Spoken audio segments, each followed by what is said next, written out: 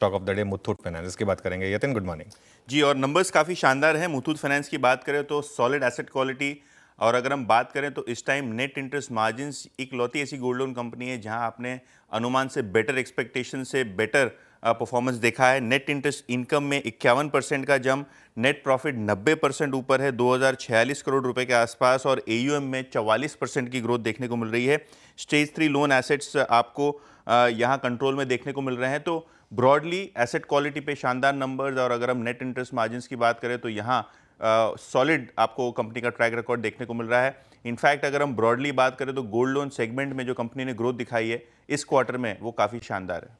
Second से पहले यतिन कह रहे हैं, मैं बताना चाहता हूँ पिज्ज़ा और लिकर के बारे में बताइए। बिल्कुल, और दोनों ही चीज़ आशीष की फेवरेट है। लॉन्ग वीकेंड पे आशीष भी बहुत सारे पिज़्ज़ा ऑर्डर करने वाले हैं। देश का जीडीपी बढ़ेगा तो नंबर्स भी वैसे ही दिखाई पड़ रहे हैं। पिछले क्वार्टर में जो लाइक फॉर लाइक ग्रोथ थी उससे बेटर परफॉर्मेंस Q1 में देखने को मिल रहा है। इनफैक्ट कंपनी का अगर हम नंबर देखें तो यहाँ मार्जिन्स भी स्टेबल है 19% के आसपास, प्रॉफिट में 30% की ग्रोथ, रेवेन्यू में 18% की ग्रोथ, और लाइक फॉर लाइक जो सेल्स है वो 11-12% के बीच में आपकी कंपनी की आती हुई नज़र पड़ रही है। तो ब्रॉडली जुबिलेंट फूड के नंबर्स ग्रोथ वाइज काफ़ी सॉलिड देखने को मिल रहे हैं। यूनाइटेड स्पिरिट्स के नंबर्स की बात करें तो यहाँ थोड़ा नंबर 10% मिस है। प्रॉफिट फ्रंट पे 258 करोड़ के आसपास प्रॉफिट आया है, जबकि एक्सपेक्टेशन 280 करोड़ रुपए के आसपास का था।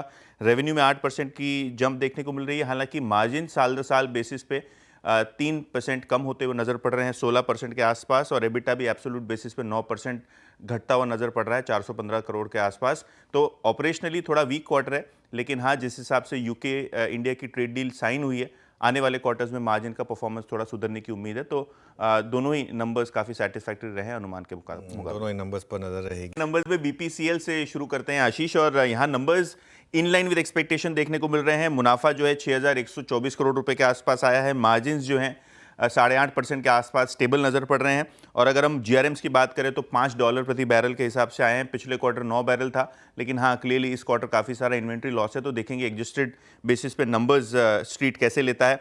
इसके अलावा आईआरसीटीसी के नंबर्स स्टेबल हैं।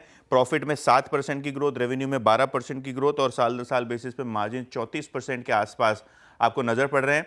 अगर आप क्वार्टर की बात करें तो आईआरसीटीसी को आरबीआई की तरफ से उनके पेमेंट्स सिस्टम को अप्रूवल मिला है, जो आईआरसीटीसी यानी रेलवेज के बाहर भी काम कर सकता है। तो देखते हैं मैनेजमेंट की कमेंट्री इस तरफ कैसी नज़र पड़ रही है।